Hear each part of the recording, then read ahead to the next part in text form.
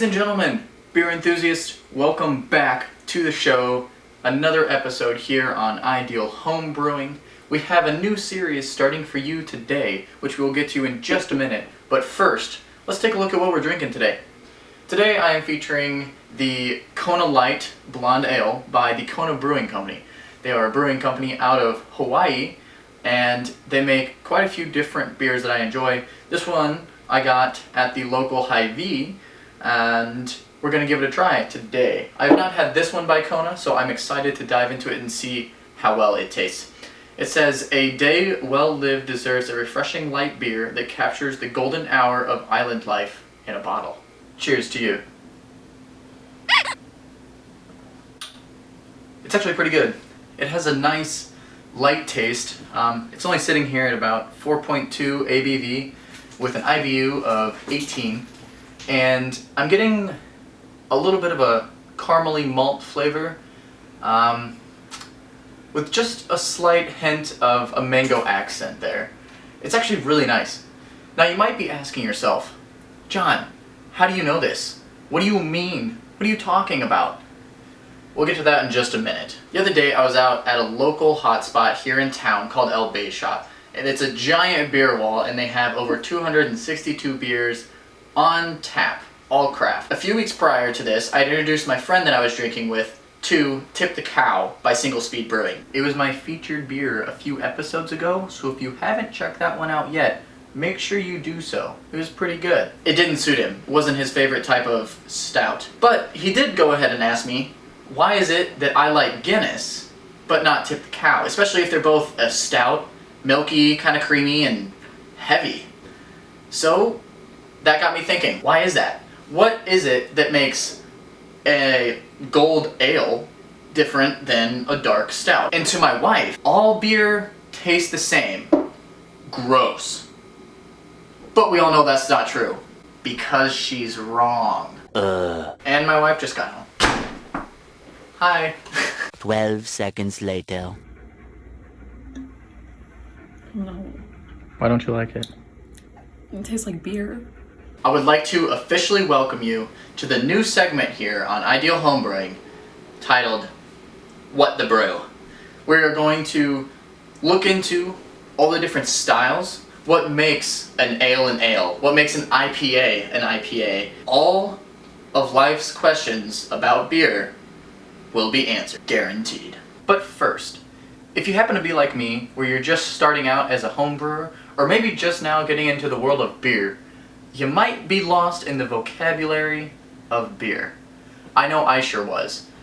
Remember when I was describing this beer earlier? You might have been confused on some of the words that I use, like ABV and IBU and malt. Never fear, because the glossary of beer you have been waiting for is finally here. Hopefully, after this video, when we dive into what the brew and take a look at different beer styles from stouts and ales and lagers and IPAs, you'll be able to follow along and know exactly what I'm talking about and what I'm referring to. This glossary is going to be a typical glossary, but about beer. And we're going to try to hit all the important terms you'll need to know if you were confused on any last videos, and for going forward when we're doing What the Brew. Starting off on our list today is alcohol by volume, otherwise known as ABV.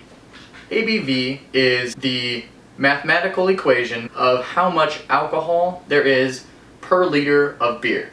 The higher the number, the more alcohol there is in the beer. To get ABV, however, you need to take a reading of your original gravity and final gravity. The way you do that is when you're brewing, you take a sample of your original gravity after you have heated up and boiled and finished with the wort. You take that number, and then you take the number of your final gravity, which is after the fermentation process. Calculate the alcohol content of your beer, subtract the final gravity from the original gravity, and divide by 0.0075.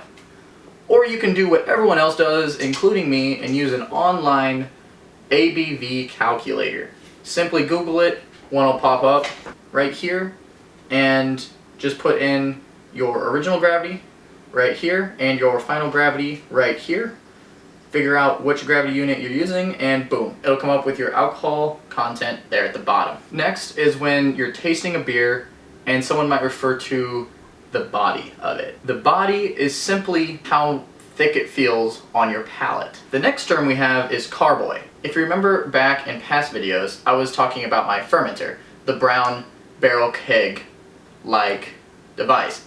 That is also technically can be considered as a carboy. While it's in the carboy or fermenter, you get what is known as fermentation. Fermentation is the chemical conversion of fermentable sugars into almost equal parts of ethanol alcohol and carbon dioxide gas. This occurs after you have added the yeast into your wort. That's what creates the fermentation. Homebrewing. If you remember or watched my first video, I kind of touched on homebrewing, what it was, if it was legal, this, that, and the other. But more specifically, homebrewing is the art of making beer at home. In the US, homebrewing was legalized by President Carter back in 1979, known as the Cranston Bill. This bill allows a single person to brew up to 100 gallons of beer per household, or up to 200 gallons with another party over the age of 21 in the household. So for me, since I live with my wife, I can brew up to 200 gallons of beer a year and not be charged for it, or penalized, or fined, or anything like that. Thank you, President Carter. I am a beginner. I will be brewing nowhere close to 200 gallons. Yet.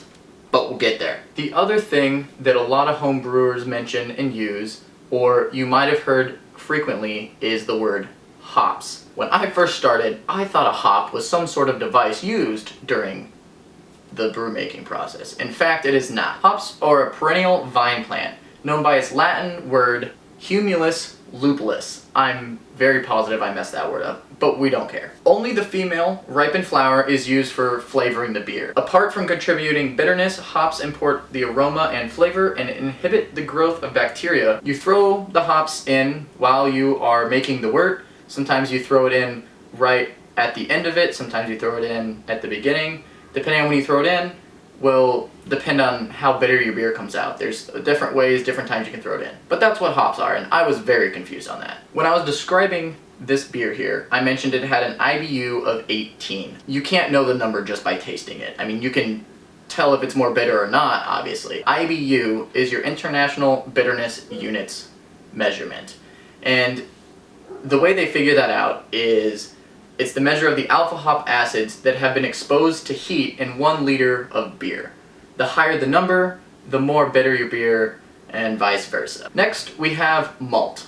Now, malt is processed barley that has been steeped in water, germinated, and then thrown in a kiln to dry.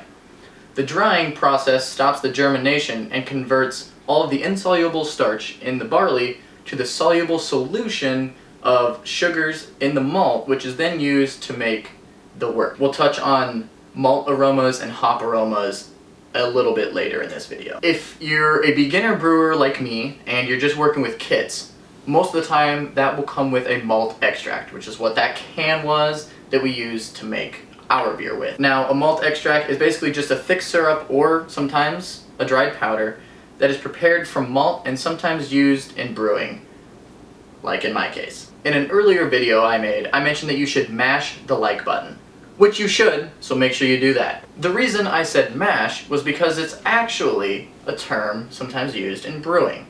The mash is a mixture of ground malt and sometimes other grains that are in hot water, and it forms the sweet wort after straining. That would be the mash, also kind of known as the wort. They're sort of the same, but either way, you should mash the like button. Earlier I mentioned fermentation.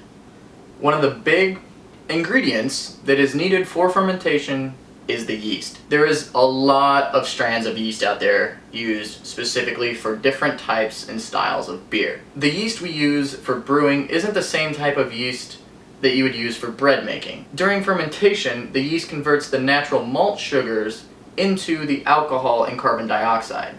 That's where the alcohol comes in. You don't exactly get alcohol just by making the wort.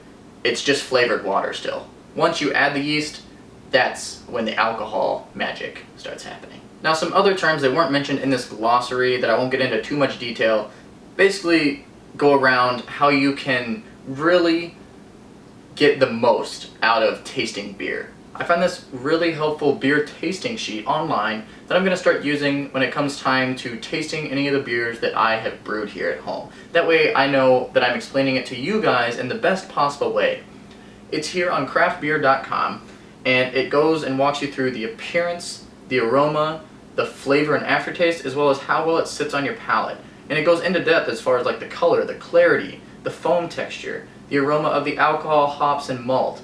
The hop aroma, as I mentioned previously, is best described as accents in the beer, but these aromas can range anywhere from like citrus and floral all the way to a woody flavor.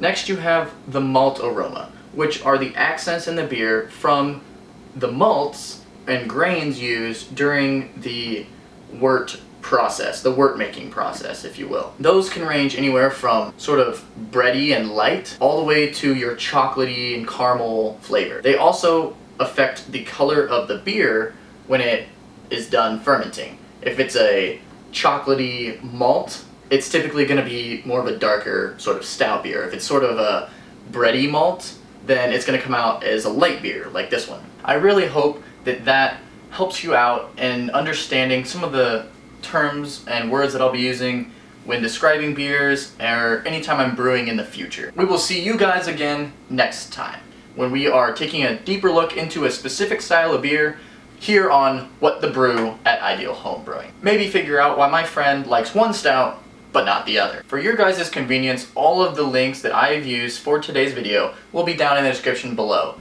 Links include the Kona Brewing Company website, where they tell you all about this specific beer as well as all of the other beers that they craft out there in Hawaii. It'll also include the link to the beer tasting sheet as well as the alcohol by volume calculator, where if you are looking to figure out how much alcohol is in your beer and didn't want to do the math by hand because that sucks, that link will be down there for you as well.